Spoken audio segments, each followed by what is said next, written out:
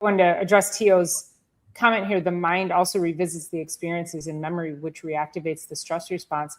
And that is so true. And that just because you witness something, when you think about, so, if I said to everyone watching, where were you when the towers were hit? Where were you when 9/11 happened? And everybody can revisit that emotional piece. And that still drives the emotional biochemicals that take you back into fight or flight.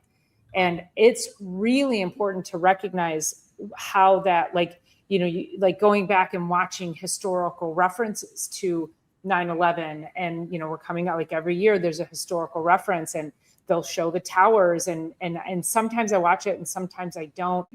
But it's really important to recognize that when you rewatch, when you think it in your mind, that it can reinstill those same biochemical pathways. And there's a saying that says the mind does not know the difference between an event that's been experienced and one vividly imagined.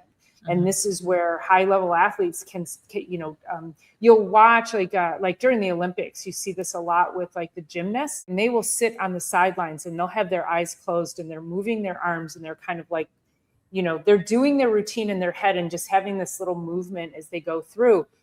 That is the power of visualization. And so as much as those negative things can impact you neurologically, it's the positive things we have to be putting back into our brain and our nervous system to take us to the other side.